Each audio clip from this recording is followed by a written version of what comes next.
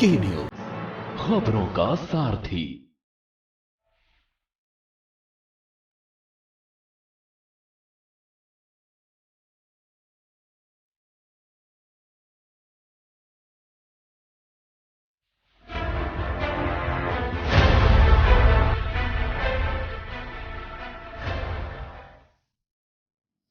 नमस्कार, आप देख रहे हैं के न्यूज। मैं हूं आपके साथ सोनी चौहान। वक्त हो गया है हमारे खास कार्यक्रम जनहित का। जनहित में आज बात करेंगे यूपी की लचर स्वास्थ्य व्यवस्था के बारे में, जिसको लेकर सपा प्रमुख अखिलेश यादव के सुर काफी तेज हो गए हैं और इतने तेज कि उन्होंने एक्स पर पोस्ट कर यूपी सरकार पर निशाना साधा। हालांकि ये कोई नई बात नहीं है कि अखिलेश यादव पहली दफा पोस्ट किया हो, वो हमेशा ही सरकार को आड़े हाथों लेने का कोई भी मौका नहीं चूकते।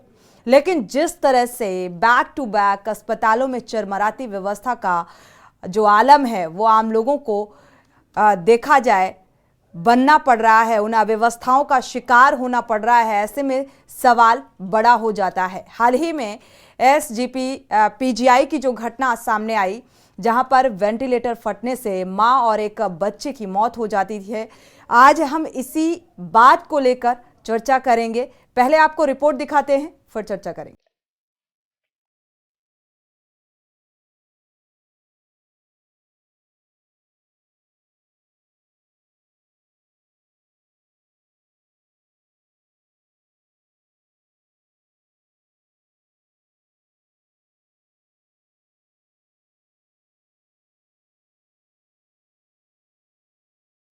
समाजवादी पार्टी के राष्ट्रीय अध्यक्ष अखिलेश यादव ने उत्तर प्रदेश की स्वास्थ्य व्यवस्थाओं को लेकर सरकार पर तीखा हमला बोला है। सपा प्रमुख ने सोशल मीडिया अकाउंट एक्स पर एक वीडियो पोस्ट करते हुए स्वास्थ्य व्यवस्थाओं को लेकर सवाल उठाए और कहा कि उत्तर प्रदेश में हेल्थ सिस्टम पूरी तरह बेपटरी हो चुका है। अव्यवस्थाओं का आलम यह है कि अस्पतालों के वार्डों में कुत्ते घुस जाते हैं, तो कई बार अस्पताल से डॉक्टर भी गैर मौजूद नजर आते हैं। कहीं बेड का संकट तो कहीं ऑक्सीजन की दिक्कत। बीजेपी सरकार ने 102 और 108 एम्बुलेंस सेवा को बर्बाद कर दिया। अस्पतालों में इलाज की समुचित व्यवस्था नहीं है। जरूरी जगहों पर विशेषज्ञ डॉक्टरों की कमी है और बिना जरूरत के कई जगहों पर विशेषज्ञ नियुक्त हैं। अस्पतालों में धांधली की वजह से जनता परेशानी उठा रही है। वहीं अखिलेश यादव ने ट्वीट के माध्यम से सरकार पर हमला बोलते हुए कहा है कि बीजेपी की सरकार में उत्तर प्रदेश में एक नया जिला अस्पताल क्यों नहीं बनाया गया। उन्होंने सरकार से ये भी पूछा कि उत्तर प्रदेश में दवाई की किल्लत कब दूर होगी, जांच मशीनों को कब ठीक कराया जाएगा। उन्होंने आगे सवाल ये भी उठाया कि स्वास्थ्य मंत्रालय दवाई व जांच माफियाओं से साठगांठ डॉक्टर्स की नियुक्ति तबादले में घपले के अलावा भी कोई काम करेगा या नहीं। उन्होंने कहा कि प्राइवेट एम्बुलेंस वालों से लेन देन के बदले भाजपा वाले कब तक मुफ्त एम्बुलेंस को चलने नहीं देंगे। जनता ही अगले चुनाव में बीजेपी सरकार का पूरा पक्का और तसल्ली बख्श इलाज करेगी।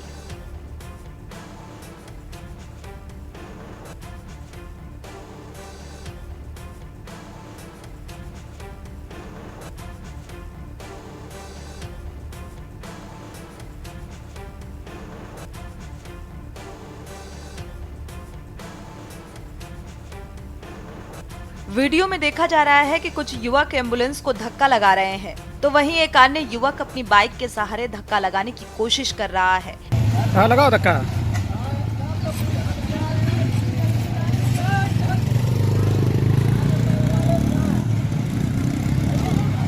लगाओ धक्का।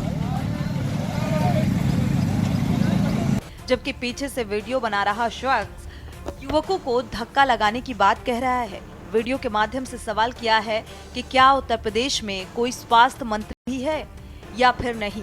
सवाल उठना लाजमी है कि जिस तरह से यूपी की लचर स्वास्थ्य व्यवस्था की भेंट आखिर गरीब और मध्यम वर्ग के लोग ही क्यों चढ़ते हैं। स्पेशल डेस्क, के न्यूज इंडिया।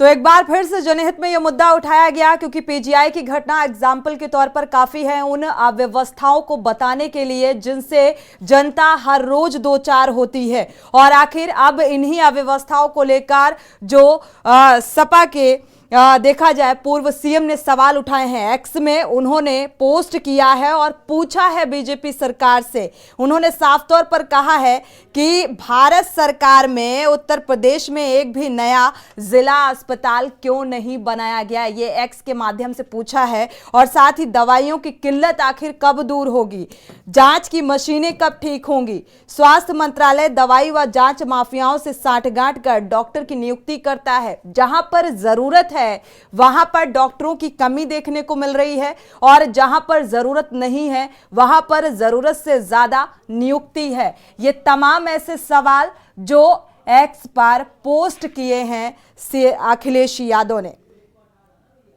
तो जनता पूछ रही है कि आखिर जिन वादों का दावा किया गया उचित व्यवस्थाओं को लेकर, और ये तस्वीरें बता रही हैं एम्बुलेंस को धक्का लगाना पड़ रहा है।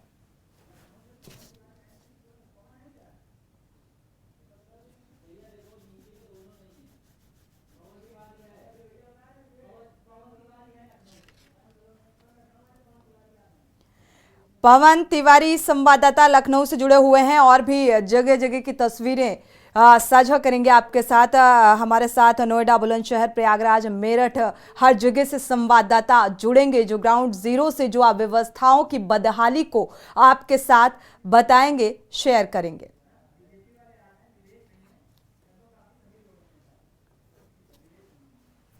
तो लखीमपुर खीरी, बरेली, अमरोहा, अलीगढ़, मेरठ और प्रयागराज, बुलंदशहर, नोएडा, कानपुर से हमारे संवाददाता जुड़े हुए हैं और बीजेपी प्रवक्ता भी जुड़े हुए हैं। श्याम सलोने, आपका स्वागत है इस चर्चा में शामिल होने के लिए।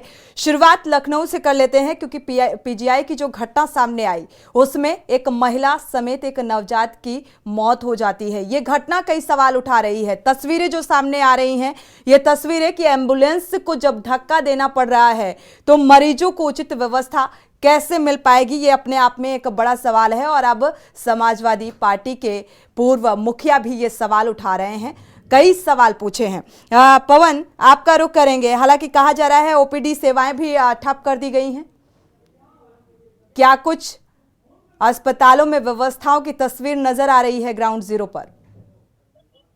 जी, आपको बता दें जिस तरह से पीजीआई में जो घटना हुई जिसमें 2 लोगों की जान चली गई, अचानक जो है शॉर्ट सर्किट से जो आग लगी और आग के बाद जो है 2 लोग उसमें जो है जलकर खत्म हो गए। तो एक बड़ा मंजर वहां पर देखने को सामने आया। उसके बाद जो उप मुख्यमंत्री है वो खुद आज वहां जांच करने गए थे और जांच के उन्होंने आदेश दिए हैं। साथ ही साथ जो उत्तर प्रदेश जो जितने उत्तर प्रदेश के हॉस्पिटल हैं उसमें फायर की सेफ्टी की क्या व्यवस्था है उसके लेकर ऑडिट भी शुरू कराया गया है। तो आज खुद उप मुख्यमंत्री जो है पीजीआई गए थे, वहां पर उन्होंने देखा और वहां पर लोगों से पूछा कि जो फायर की जो सुविधाएं हैं वो क्या सुविधाएं हैं और किस तरह जो घटना हुई और आगे इस तरह की घटना पुनरावृत्ति ना हो उसके लिए उन्होंने सख्त आदेश दिए हैं। तो कुल मिलाकर अब सभी जो हॉस्पिटल है उसमें ऑडिट किया जाएगा, फायर की जो सेफ्टी है वो परखी जाएगी। लेकिन सवाल यह उठता है कि जब कोई घटना होती है तो उसके बाद ही इस तरह का एक्शन लिया जाता है। उससे पहले सरकार और उनके नुमाइंदे शायद सोते रहते हैं। जब कोई घटना घटती है, घटना घटने का इंतजार किया जाता है और घटना घटने के बाद वो सारे इंतजामात के जांच पड़ताल में लग जाते हैं। तो कहीं ना कहीं देखने वाली बात होगी कि अब जो ऑडिट कराया जाए उससे क्या बिल्कुल, इस घटना के बाद क्या कुछ एक्शन लिया जाता है शासन स्तर पर? क्योंकि लगातार अस्पतालों में जिस तरीके से आवारा कुत्ते घूमते हुए नजर आते हैं, समय रहते उचित इलाज मरीजों को नहीं मिल पाता है, बदहाली का आलम नजर आता है और लगातार सवालों के घेरे में। और अब समाजवादी पार्टी के पूर्व मुखिया भी ये सवाल पूछ रहे हैं कि स्वास्थ्य मंत्री आखिर कहां है? जिन जिम्मेदारियों को लेकर, व्यवस्थाओं को लेकर जो दावे किए गए उन दावों पर खरे उतरते हुए नजर नहीं आ रहे हैं। और इन सवालों ये सवाल उठना लाजमी है जो सवाल उठ रहे हैं, क्योंकि कई दुर्घटनाएं इस बीच सामने आ जाती हैं। इसी बीच दर्शक जुड़े हुए हैं, सुरेश अवस्थी और प्रेम जी चेन्नई से। प्रेम जी, स्वागत है आपका, अपनी राय साझा कर सकते हैं। नमस्कार मैम जी। मैम, आपका चैनल धन्य है। ये आपने कितनी बार दिखाया है, कितनी बार कुत्तों को लाशों के पास में दिखाया है, मरीज सोए हैं उनके सर पे चढ़ा हुआ दिखाया है, ये बात तो ठीक है। अभी देखिए आपने एक एम्बुलेंस दिखाई जिसको कि धक्का दे के आदमी चला रहे हैं। और देखिए एक तरफ अभी बनारस में रोड शो कर रहे थे हमारे पीएम साहब, बगल से जब निकलने के लिए एम्बुलेंस को जगह दी गई तो वाई लूटी पीएम साहब ने कि देखिए कितने वो अच्छे हैं कि हमारे उसके लिए भी जगह दे रहे हैं अपने रोड शो में। आप देखिए ये धक्का दे के चला रहे हैं यहाँ पे, इनको क्या मान्यता देंगे? पीएम साहब को दिखाइए दिलाइए, और जो चैनल उनकी बड़ाई करते थे उनको दिखाइए। तो ये अवस्था का मतलब क्या है सर? वाई लूटना इनका क्या फर्ज बन गया है? ये क्यों नहीं ध्यान दे रहे, समझ में नहीं आता है। आपका चैनल धन्य हो गया मैम, आपकी बात शुक्रिया प्रेम जी। ये आवाज तब तक उठती रहेगी जब तक इस पर उचित एक्शन न लिया जाए, क्योंकि व्यवस्थाएं चुस्त दुरुस्त करना सत्ता पक्ष की जिम्मेदारी है। और लगातार देखा जाए तो जो डिप्टी सीएम है वो भी स्वास्थ्य व्यवस्थाओं को लेकर सक्रिय नजर आते हैं, लेकिन इस सक्रियता के बाद भी ये बदहाली की तस्वीर नजर आ रही है। अगले दर्शक सुरेश अवस्थी जुड़े हुए हैं कानपुर से। स्वागत है आपका, अपनी राय साझा कर सकते हैं सुरेश जी। सोनी जी, मैं ये कहना चाहता हूँ जो स्वास्थ्य महकमे वाला मामला है जी, ये धरातल पे नहीं उतरता है, क्योंकि मरीज जाता है अस्पतालों में भटकता रहता है, डॉक्टर मिलते नहीं है, वहाँ मनमानी तरीके दवाएं बाहर से लिख दी जाती हैं, गरीब आदमी तो लूट जाता है। ऐसे में तो स्वास्थ्य मंत्री को चाहिए सीएम महोदय के कान टाइट करने चाहिए, क्योंकि उनके जिले के अंदर से कोई समस्या न आवे, किसी प्रकार की कोई कमी न महसूस हो। ये शासन स्तर का मामला है, इसको टाइट करना चाहिए सीएम महोदय को। शुक्रिया सुरेश जी हमारे साथ जुड़ने के लिए और ये राय साझा करने के लिए। दर्शकों की राय ऐसे मुद्दों को लेकर बेहद अहम हो जाती है। हमारे साथ कानपुर से संवाददाता अमित शर्मा जुड़े हुए हैं, नोएडा से मुनिंद्र शर्मा। शुरुआत कानपुर से कर लेते हैं। अमित शर्मा, देखा जाए तो कानपुर में स्वास्थ्य व्यवस्था किस कदर है और किस तरीके की व्यवस्थाएं यहाँ पर धरातल पर नजर आ रही हैं? की स्वास्थ्य सेवाओं की बात की जाए तो प्रदेश में अगर सबसे खराब स्वास्थ्य सेवा की बात की जाएगी तो वो ठीक है। कानपुर का ही नाम अमित, आएगा। वापसी करेंगे, आपका रुख करेंगे। इसी बीच बड़ी खबर लखनऊ से सामने आ रही है, रूबरू करा दे इस वक्त की बड़ी और अहम खबर राजधानी लखनऊ से सामने आ रही है। केजीएमयू में ओपीडी सेवाएं ठप की गई हैं, तो मेडिकल कर्मचारियों ने हड़ताल की है। वेतन को लेकर कर्मचारियों ने हड़ताल की है। केजीएमयू में ओपीडी सेवाएं ठप, यानी कि अब दिक्कतें जो हैं वो और ज्यादा बढ़ने वाली हैं, जिसको लेकर हम जनहित में चर्चा कर रहे हैं। राजधानी लखनऊ से अहम खबर, वेतन को लेकर कर्मचारियों ने हड़ताल की है और जाहिर सी बात है इस हड़ताल से अब जो ओपीडी की सेवाएं हैं वो फिलहाल बाधित तो होती हुई नजर आएंगी। यानी कि जिन समस्याओं को लेकर हम चर्चा कर रहे हैं, सवाल उठा रहे हैं, वो समस्या सुलझने की बजाय और बढ़ती हुई नजर आ रही है। ओपीडी सेवाएं अब ठप हैं और वेतन को लेकर ये हड़ताल कर्मचारियों की।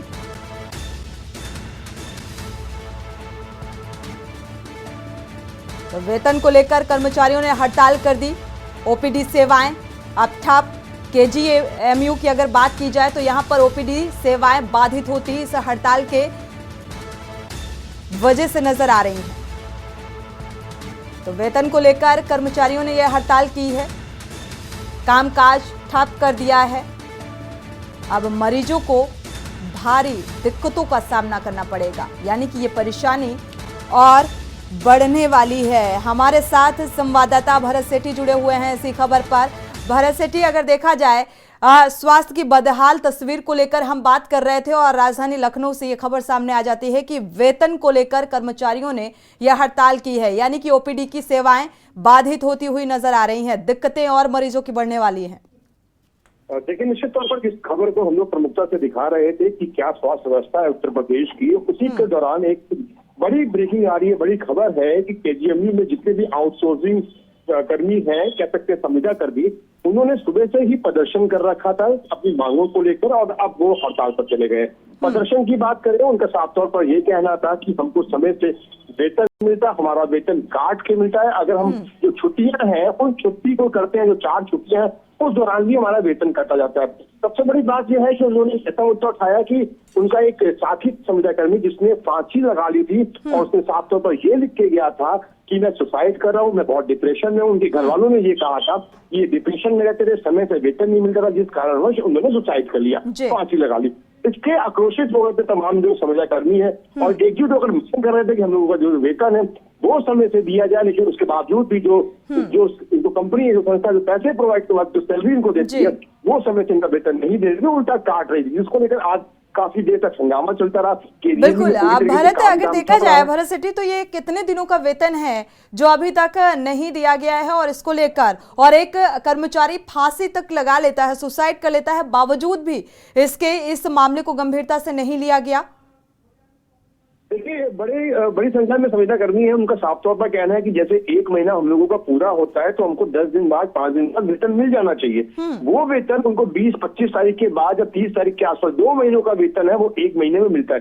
जिससे लेकर इन्होंने अपने तमाम अधिकारियों से बात करी थी, उन्होंने कहा था कि हमको वेतन समय से दिया जाए, हमारी दिक्कतें, हमको परिवार चलाने में दिक्कतें हो रही है, तमाम छोटी दिक्कतें हैं, अगर वेतन नहीं आया तो समस्याओं का सामना करना पड़ता था। उसी से डिप्रेशन में आकर एक संविदा कर्मी ने सुसाइड कर लिया, और साथ ही साथ अब तमाम जो संविदा कर्मी उनके साथी हैं वो आक्रोशित हो गए और सरकार से, प्रशासन से मांग करने लगा कि हमारी जो दिक्कतें उसको दूर की जाए, अन्यथा हम लोग स्ट्राइक पर जाएंगे। लेकिन अब जो जानकारी, एक बड़ी अपडेट मिल रही है, वो ये है कि तमाम जो संविदा कर्मी है, तमाम जो स्टाफ है, वो स्ट्राइक पर चला गया, जिससे अब केजीएमयू में एक बड़ी समस्या का सामना जो बिल्कुल इसमें अब इस हड़ताल के बाद जाहिर सी बात है मरीजों को भी दिक्कतें होंगी, और अगर प्रशासनिक स्तर पर या शासन स्तर पर बात की जाए तो कोई किसी तरीके का आश्वासन? देखिए, निश्चित तौर पर इनको आश्वासन बोला जा रहा है कि आप हम ऊपर आप हाई अथॉरिटी से बात कर रहे हैं, जो तमाम जो मांगे हैं वो मानी जाएंगी, लेकिन इनका कहना है कि एक लिखित हमको दिया जाए कि हमारी जो मांगे हैं वो मानी जाएंगी। हम तब तक स्ट्राइक पर रहेंगे, तब हमको लिखित नहीं मिलेगा। ऊपर से अधिकारियों तक ये कह रहे हैं कि अधिकारी हमको आश्वासन दें आगे। फिलहाल अभी इनकी स्ट्राइक कंटिन्यू है, तमाम जो संविदा कर्मी है वो अपने स्ट्राइक पर अड़े हुए हैं और यही मांग कर रहे हैं कि हमको लिखित दिया जाए, कि वर्बली न बोला जाए कि आपके समय से चल गया, कि हमको लिखित दिया जाए, तब हम स्ट्राइक को खत्म करेंगे। शुक्रिया भरत इस तमाम जानकारी को साझा करने के लिए। यानी कि इसी समस्या के चलते, क्योंकि वेतन समय पर नहीं दिया जा रहा था, इसी के चलते एक कर्मचारी, मेडिकल कर्मचारी जो है वो सुसाइड कर लेता है। बावजूद इसके तब भी इस समस्या को गंभीरता से नहीं लिया गया, और अब नौबत ये आ गई कि केजीएमयू के ओपीडी जो सेवाएं हैं वो फिलहाल ठप हो गई हैं, क्योंकि मेडिकल कर्मचारियों ने हड़ताल शुरू कर दी है। जनहित में वापस लौटते हैं, इसी समस्या को लेकर हम चर्चा कर रहे हैं। अस्पताल में अव्यवस्थाओं को लेकर अमित शर्मा संवाददाता कानपुर से जुड़े हुए हैं। एक बार वापस से आपका रुख करेंगे अमित शर्मा, धरातल पर क्या कुछ व्यवस्थाएं नजर आ रही हैं? कानपुर की अगर बात की जाए तो मुझे लगता है कि सबसे खराब स्वास्थ्य सेवाएं कानपुर को मिल रही हैं। कानपुर में जो सरकारी अस्पताल है उनमें इलाज ठीक से हो नहीं रहे हैं, तो प्राइवेट अस्पतालों की भरमार है। ऐसे में जो अवैध रूप से संचालित हो रहे अस्पताल, जिनमें ना ही डॉक्टर है, ना ही कोई अच्छा मेडिकल स्टाफ है, उसके बिना यहाँ संचालित किए जा रहे हैं। ऐसे में कई लोग इनसे प्रताड़ित होते हैं। इनके पास जब मरीज आता है तो ये उल्टा सीधा इलाज कर देते हैं, और उससे मरीज को भी परेशानी होती है। हमारे साथ पार्षद क्षेत्रीय जुड़े हैं, इनको भी समस्या हुई थी काफी। इन्होंने अपनी माता जी को यहाँ एडमिट कराया था एक जगह, और फिर रिपोर्ट हुई थी। आपने एक रिपोर्ट कराई थी कल्याणपुर के अस्पतालों ने, कैसी रिपोर्ट दी? कानपुर डायग्नोस्टिक लैब है हमारे यहाँ।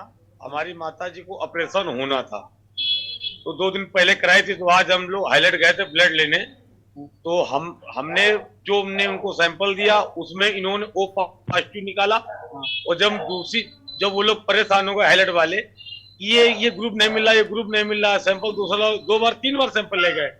फिर उसके बाद जब दूसरी कराई तो ओ पॉजिटिव की बजाय ए पॉजिटिव निकला है।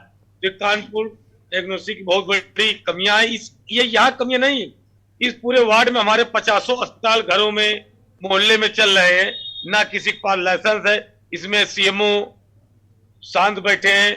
हमारे मुख्यमंत्री जी ये कहते हैं कि सेवाएं अच्छी हैं, स्वास्थ्य सेवाएं अच्छी हैं। डिप्टी सीएम जी ब्रजेश पाठक जी कह रहे हैं अच्छी सेवाएं क्या है। यहाँ घर घर तो हॉस्पिटल चल रहे हैं, घर घर अस्पताल चल रहे हैं, ना आईसीयू है, ना कुछ है। जबरदस्ती का है सब खेल। ठीक, तो आपने देखा कि इस क्षेत्र के जो है पार्षद भी परेशान है, जिन्होंने अपनी माता जी को एडमिट कराया था, जिनकी रिपोर्ट यहाँ गलत दी गई थी। तो ऐसे में जो लोग हैं वो आम लोग भी परेशान है, और जो स्वास्थ्य सेवाएं हैं वो पूरी तरह चरमरा गई हैं। जी बिल्कुल, जो बदहाली की तस्वीर यहाँ पर नजर आ रही है, जिसको लेकर हम चर्चा कर रहे हैं, यहाँ पर जो पार्षद जो हैं या आम नागरिक, गरीब तबके के लिए तो आप सोच भी नहीं सकते कि वो किन किन दिक्कतों से दो चार होता है जब वो अपने मरीज को तीमारदार जब वो हॉस्पिटल में लेकर पहुंचते हैं तो उनके लिए एक बड़ी चुनौती होता है कि उनके मरीज को उचित इलाज मिले। नोएडा का रुख कर लेते हैं, नोएडा की स्थितियों को लेकर जानते हैं।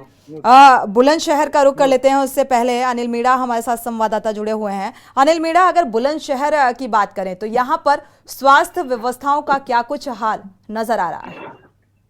देखिए, बिल्कुल जनपद बुलंदशहर की अगर बात करते हैं, जनपद बुलंदशहर की पहले भी स्वास्थ्य व्यवस्थाओं के बारे में पहले बताया गया था। जनपद बुलंदशहर की स्वास्थ्य बदतर बनी हुई है। अगर हम बात की जाए आज की जो अस्पतालों की जाकर स्वयं की और लगातार देखा तो वहाँ मरीजों का ये हाल था कि मरीजों का जो कहना था 11:30 बजे तक डॉक्टरों का आना ही अस्पताल में वर्जित नहीं था। मरीजों का कहना है कि 11:30 बज चुके हैं और अभी तक डॉक्टर नहीं आए हैं। अगर रही बात फायर को लेकर, जिस तरह से लखनऊ में जो घटना हुई है उसके बाद में मुख्यमंत्री एक्टिव है और निर्देश भी दिए, लेकिन उसके बाद भी अगर बात की जाए तो आज के न्यूज ने ग्राउंड बुलंदशहर में जो ग्राउंड रिपोर्ट की वो पास CSC अस्पताल की, अहमदगढ़ PSC की, अस्पताल की तो वहां देखा गया कि कोई भी इस तरह के सिलेंडर नहीं है वहां, जिससे कि अगर कोई ऐसी घटना हो जाए जिससे कि घटना पर आग लग जाए या कोई बात हो जाए उसे काबू पा सके। तो वहां जो कर्मचारी उनसे भी बात की गई तो कर्मचारियों ने बताया कि सिर्फ एक सिलेंडर एक अस्पताल में एक बताया गया कर्मचारी के द्वारा और कहा गया कि बाकी जो सिलेंडर है वो स्ट्रॉन्ग रूम में अंदर रखे हैं और ताला लगा हुआ है। तो आखिरकार सबसे बड़ा सवाल यही आता है कि आखिरकार वो सिलेंडर स्ट्रॉन्ग रूम में क्या कर रहे हैं।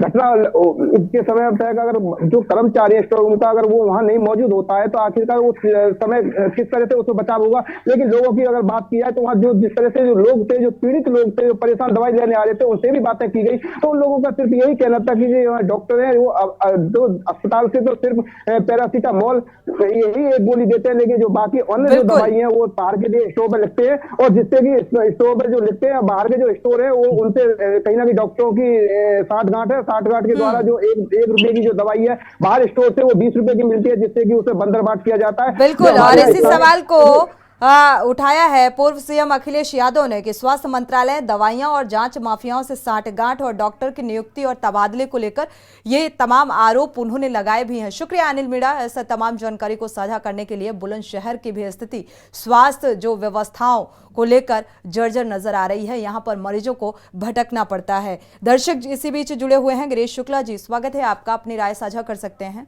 मैं थोड़ा टाइम चाहूंगा, मैं सच्चाई को कहे बगैर रह नहीं सकता जी। और सच्चाई सुनकर सरकारों को और कुछ वर्ग के नेताओं के जो है गले कटे ऐसे हो जाएंगे लोग। मैं ये कहना चाहता हूँ कि ये जो आरक्षण व्यवस्था है 50% तो ऐसे ही आरक्षण था, इसके बाद इन्होंने कर दिया शिक्षा हो चाहे नौकरी हो, अगर सवर्ण के बराबर आपके नंबर आएंगे तो आप बैकवर्ड को पहले ले लिया जाएगा। इसका 70-80% वही भरेगा इधर 10-15 सालों में।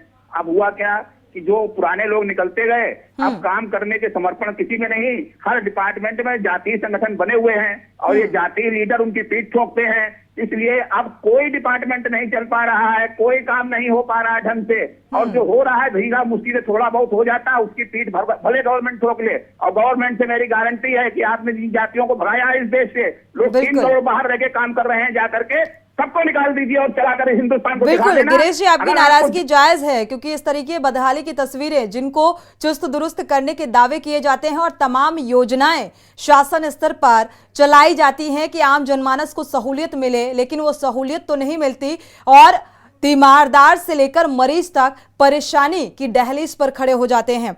वक्त एक छोटे से ब्रेक का हो रहा है। ब्रेक से जब वापस लौटेंगे तो बीजेपी प्रवक्ता हमारे साथ लगातार जुड़े हुए हैं श्याम सलोनी जी, उनका रुख करेंगे। वक्त है एक छोटे से ब्रेक का। आप देख रहे हैं के न्यूज, खबरों का सारथी।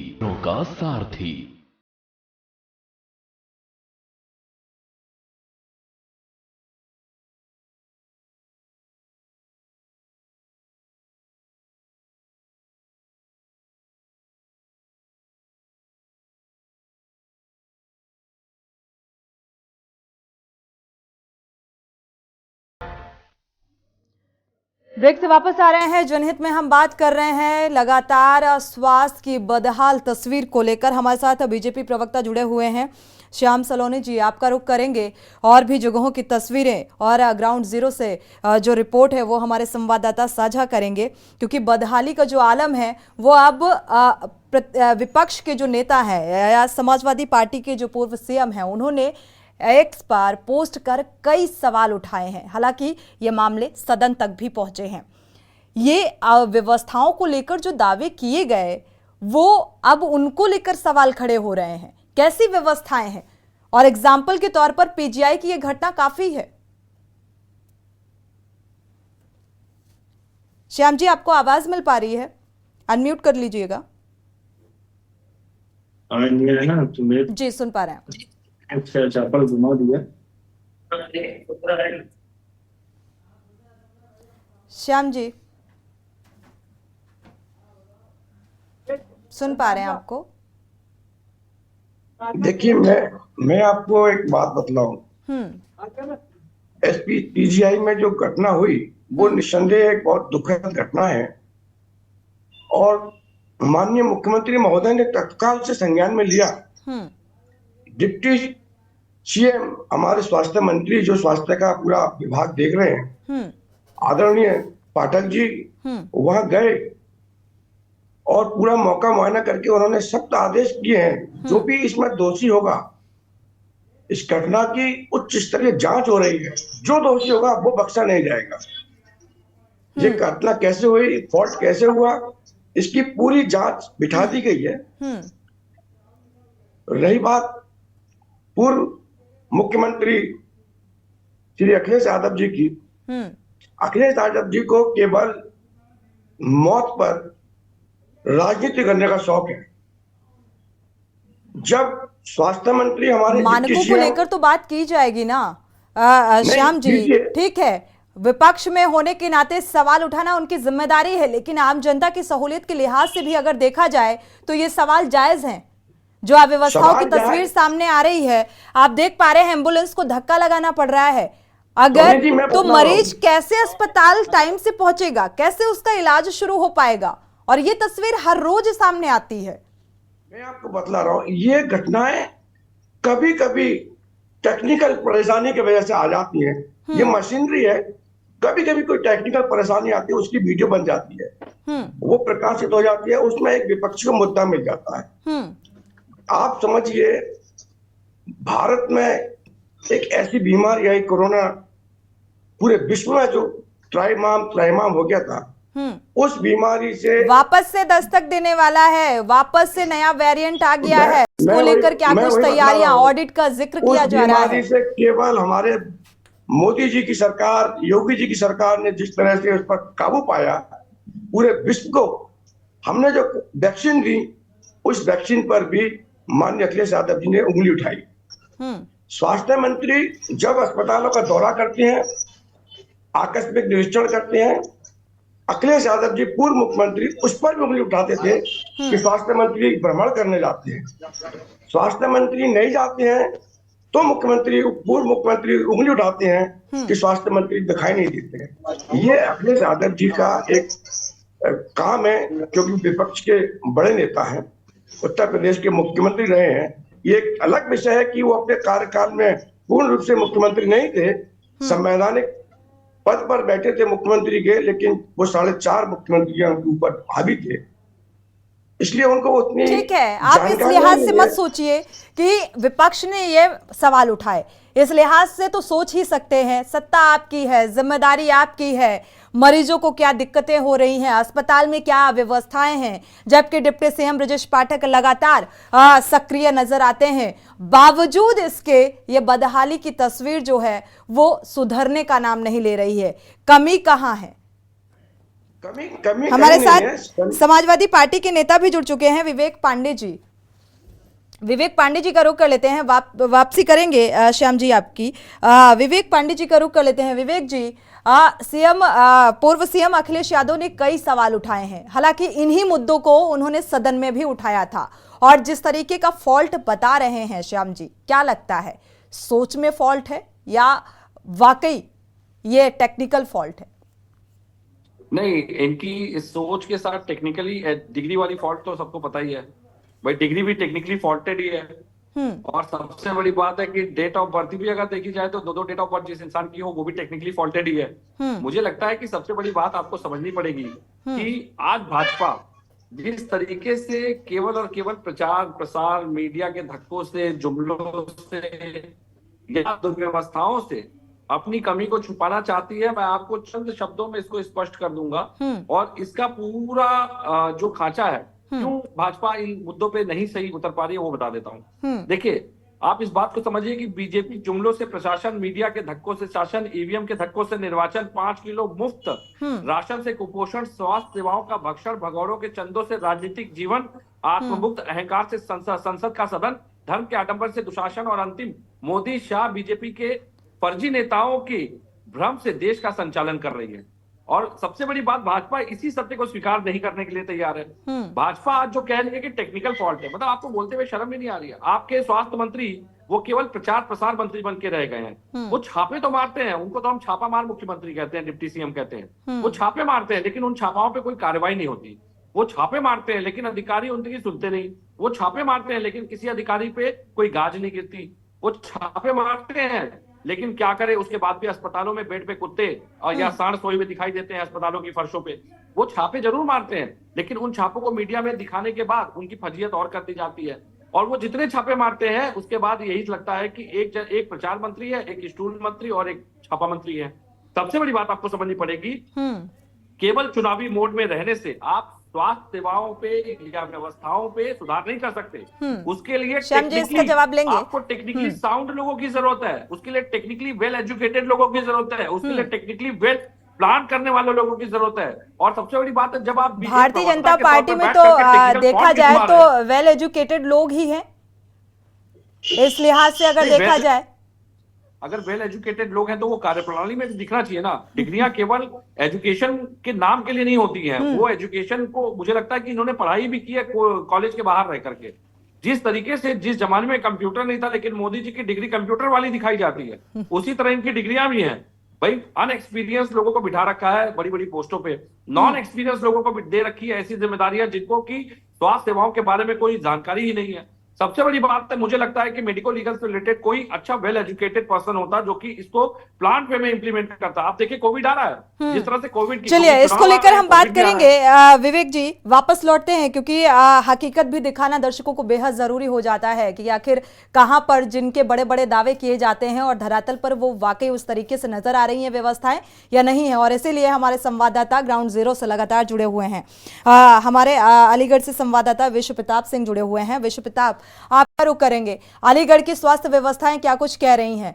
चुस्त दुरुस्त हैं या फिर जो दावे किए गए वो फिलहाल ठंडे बस्ते में जाते हुए नजर आ रहे हैं?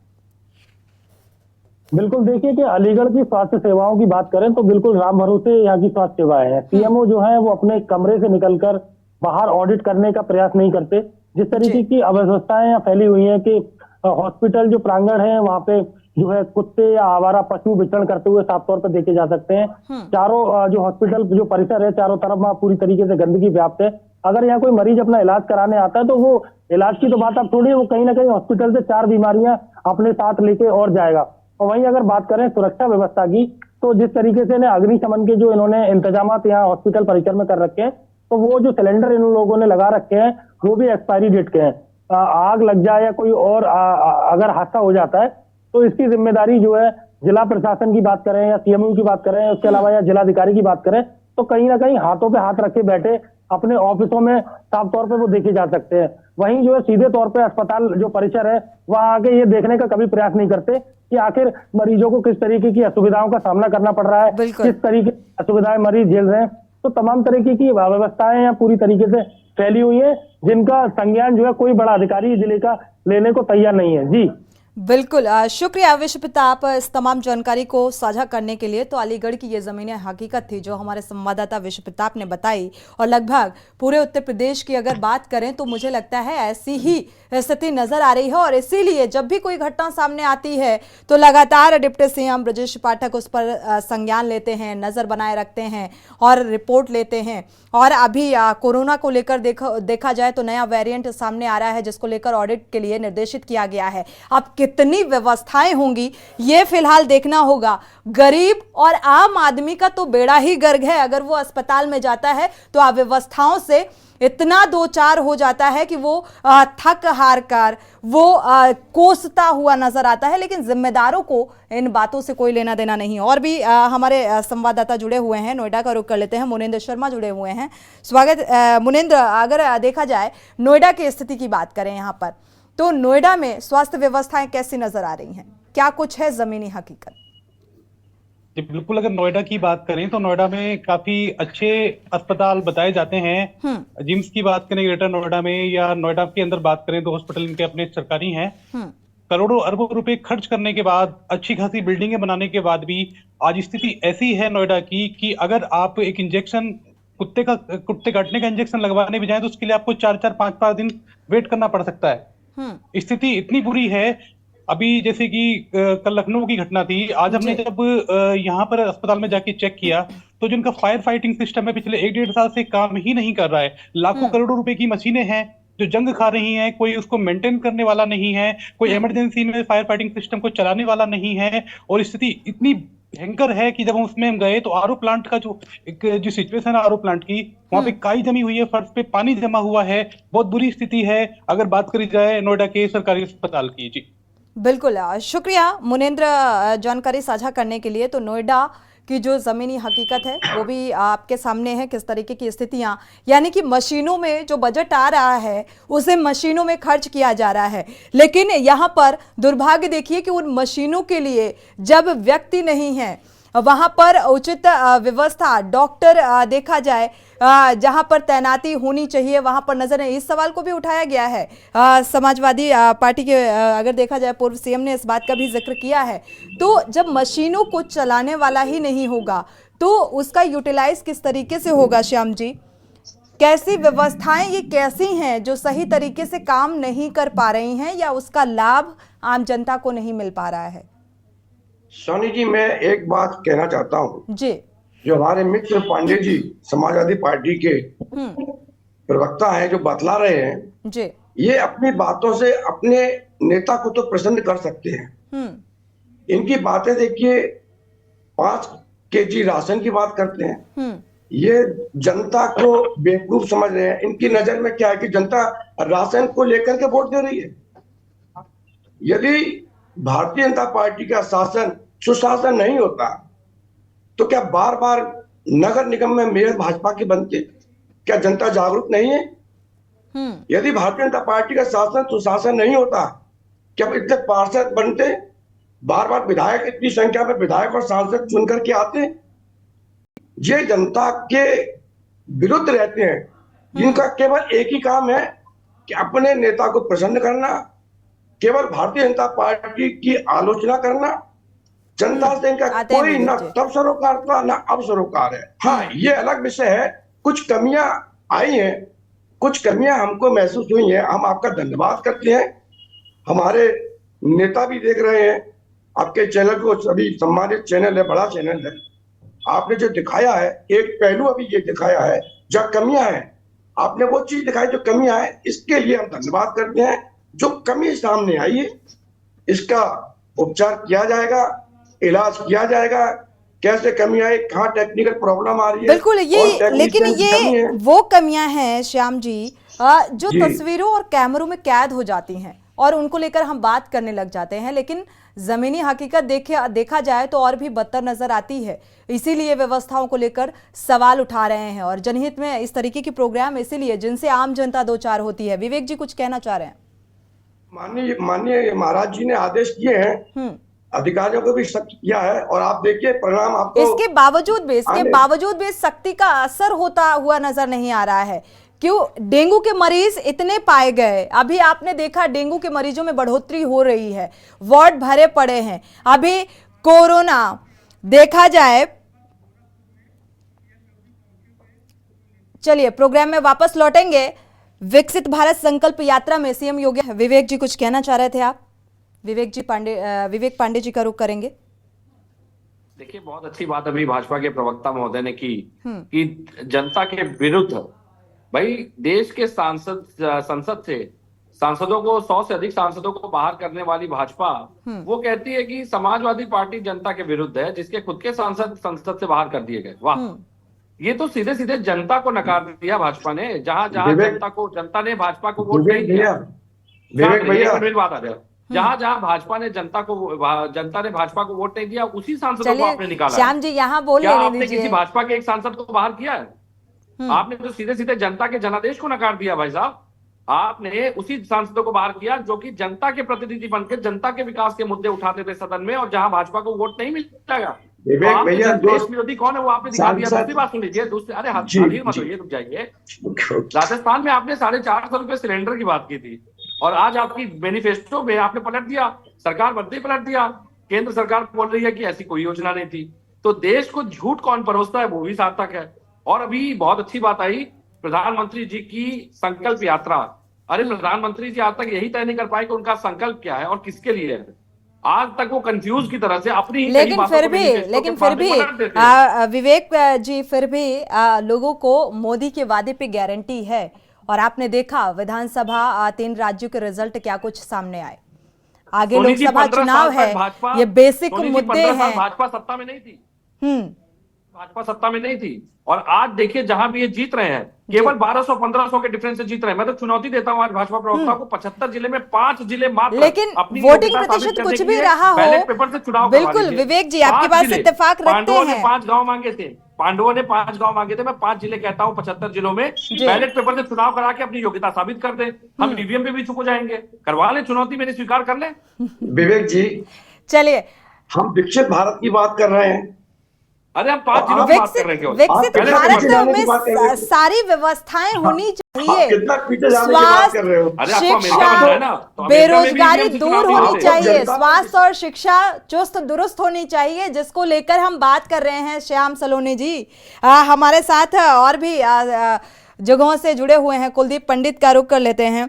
कुलदीप, अगर देखा जाए क्या कुछ स्वास्थ्य व्यवस्थाएं कह रही हैं, क्या व्यवस्थाएं यहाँ पर बागपत में अगर हम बात करें तो कहीं ना कहीं पर है कि यहाँ पर जिस तरह से गंदगी है या चिकित्सक वहाँ पर नहीं उपलब्ध है, उनसे मरीजों को और उनके तीमारदारों को बहुत परेशानियों का सामना करना पड़ता है। अभी हाल ही में 1 सप्ताह पूर्व जिलाधिकारी जितेंद्र प्रताप सिंह जो बागपत के जिलाधिकारी हैं, उन्होंने औचक निरीक्षण वहां पर किया, रियलिटी चेक वहां पर किया। तो 11 बजे तक भी सीएमओ सहित अन्य डॉक्टर वहां पर मौजूद नहीं थे, तो उनका 1 दिन का वेतन काट दिया गया। तब निरीक्षण होता है तो उस समय डॉक्टर वहां पर उपलब्ध नहीं होते हैं, मरीजों को बहुत सी समस्याओं का सामना करना पड़ता है। और कहीं ना कहीं इस तरफ ये भी दिखाई दे रहा है कि जिस तरह से गंदगी है वहां पर है, या हम फायर की बात करें तो फायर की व्यवस्थाओं के लिए जो जिला अस्पताल है या अन्य अस्पताल है वो चिट्ठी लिखते हैं और प्रशासन को चिट्ठी जाती है, लेकिन वहां से उसके बाद भी कोई सुविधाएं उन्हें उपलब्ध नहीं होती है। लेकिन जैसे एसपीजी में जो घटना हुई है, इस घटना को लेकर जिस तरह से पूरा प्रशासन सतर्क दिखाई दे रहा है, कहीं ना कहीं वो घटना के बाद एक्शन मोड पर दिखाई देता है। यदि घटना से पहले ही इस तरह से जो समस्याएं आती है, अगर उनको सही तरीके से वहां पर उपलब्ध करा दिया जाए या उन समस्याओं से निजात पाने के लिए वहां पर उपकरण लगा दिया जाए, तो इस तरह की समस्याएं नहीं उत्पन्न होती है। बिल्कुल कुलदीप, शुक्रिया। ये बागपत की तस्वीर थी और बागपत का हाल था जो बयां कर रहे थे हमारे संवाददाता। बहुत बहुत आपका धन्यवाद ये जानकारी साझा करने के लिए कुलदीप। हमारे साथ विवेक पारासरी भी जुड़े हुए हैं बरेली से। बरेली की स्थिति थोड़ा जान लेते हैं, क्या कुछ है यहाँ पर स्वास्थ्य व्यवस्थाएं। विवेक, देखिए, मैं बरेली के आंवला की बात करूंगा, जहाँ पे सामुदायिक स्वास्थ्य केंद्र पिछले काफी समय से गायनी जो महिला डॉक्टर की आवश्यकता है, लेकिन पता नहीं किस तरीके से प्रसूताओं का यहाँ पे डिलीवरी होती है, किस तरीके से मामले वहां से निपटते हैं, इसमें कहीं भी किसी अधिकारी ने आज तक कोई संज्ञान नहीं दिया। यहाँ बात करें स्टाफ की, तो स्टाफ की भी भारी कमी यहाँ सामुदायिक स्वास्थ्य केंद्र है। बात करें प्राइवेट अस्पताल की, तो कल से मैंने आज तक जो ग्राउंड जीरो पर यहाँ पे जाकर यहाँ पे व्यवस्था देखा, तो फायर सेफ्टी के नाम पे यहाँ पे किसी भी अस्पताल में कुछ नहीं है। और सबसे बड़ी समस्या, कुछ 5 से 7 अस्पताल जो मैंने देखे, उसमें सबसे बड़ी समस्या गरीब नवाज हॉस्पिटल जो यहाँ पे कहा जाता है लोकल में प्राइवेट अस्पताल है, तो यहाँ पे एक महक हॉस्पिटल है और यहाँ पर एक वैष्णवी हॉस्पिटल है, तमाम जय अम्बे हॉस्पिटल है, तमाम ऐसे हॉस्पिटल हैं जहाँ पे फायर की व्यवस्था ही नहीं है। क्योंकि लखनऊ में इतनी बड़ी घटना होने के बाद भी अभी तक प्रशासन ने कोई कार्रवाई नहीं की है। इन अस्पतालों को कहीं ना कहीं आकर नोटिस देना चाहिए, इन्हें कहीं ना कहीं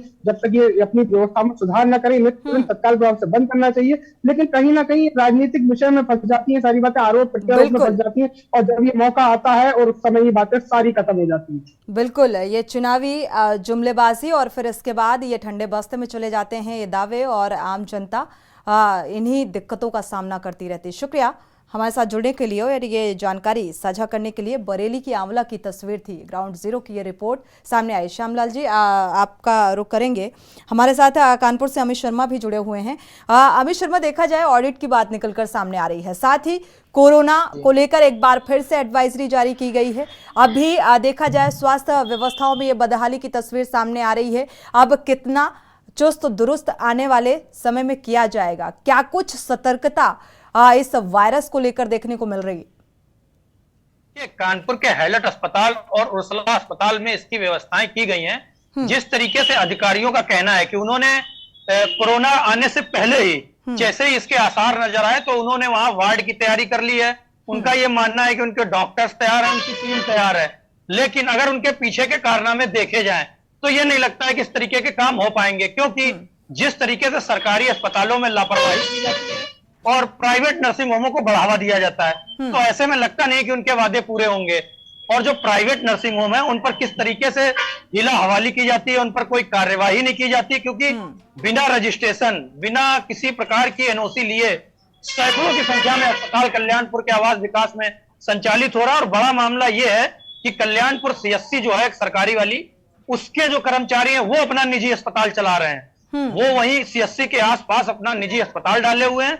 जो गरीब किसान मजदूर सीएससी पहुंचता है तो उसे निजी अस्पताल ले जाते हैं, फिर उसके साथ लूट की जाती है कायदे से। जी शुक्रिया अमित इस तमाम जानकारी को साझा करने के लिए। श्याम जी, अब आपका रुख कर लेते हैं।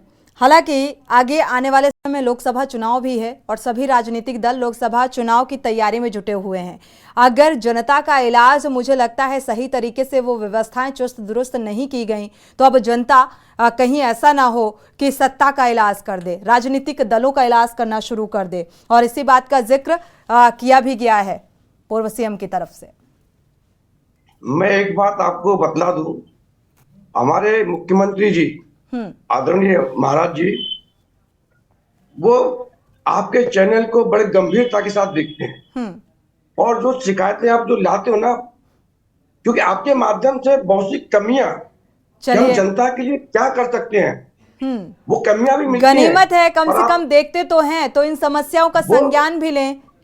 वो लेते हैं, आप देखिए, वो लेते हैं और आपके न्यूज का संज्ञान लेने के बाद वो उस पर कार्रवाई करते हैं। और ये आज जो आपने दिखाया है कहीं जो समस्याएं हुई है, इसका भी समाधान माननीय मुख्यमंत्री जी लेंगे, ये आपसे विश्वास दिला रहा हूं। लेकिन फिर मैं एक बात कह रहा हूं, आते हैं विवेक, 2024 का चुनाव आ रहा है।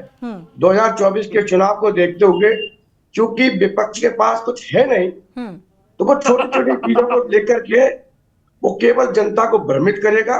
और जनता मोदी जी की गारंटी पर चल रही है। अच्छी बात है, ठीक है, विपक्ष मुद्दे के तौर पर भुनाना चाहता है इन समस्याओं को, लेकिन सत्ता पक्ष की ये जिम्मेदारी होती है कि आम जनमानस को सहूलियत हो बजाय दिक्कतों के। लेकिन हम हकीकत पर बात कर रहे हैं। अगर ग्राउंड जीरो से हमारे संवाददाता इस हकीकत को बयां कर रहे हैं तो जमीनी हकीकत कुछ ऐसी ही होगी। तस्वीरें झूठ नहीं बोलती, और ना ही ये कोई प्रिंट मीडिया है कि हमने छाप दिया अपनी मर्जी से। हम दिखा रहे हैं और उन्हीं तस्वीरों पर हम बात कर रहे हैं।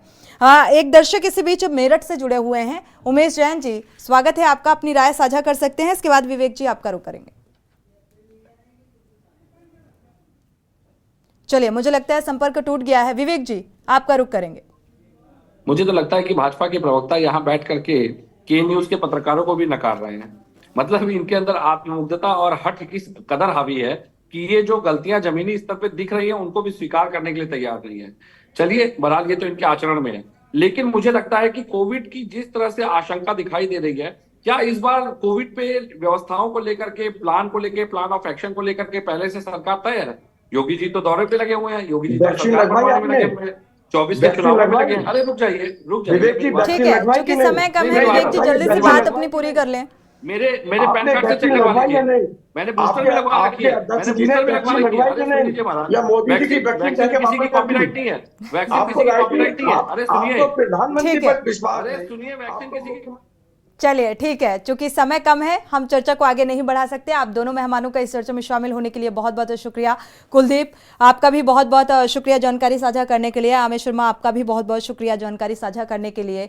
लेकिन आज उस हकीकत पर हम बात कर रहे थे जिन हकीकत को लेकर बड़े बड़े दावे किए गए, और जब ऐसी अव्यवस्थाओं से, ऐसे दिक्कतों के संबंध में जिम्मेदारों से के न्यूज संपर्क साधने की कोशिश करता है तो वो जिम्मेदार बचते हुए नजर आते हैं, बोलने से बचते हुए नजर आते हैं। लेकिन इस समस्या का शासन स्तर पर संज्ञान लेना होगा। जनहित में फिलहाल बस इतना ही। आगे खबरों के लिए आप देखते रहिए के न्यूज इंडिया।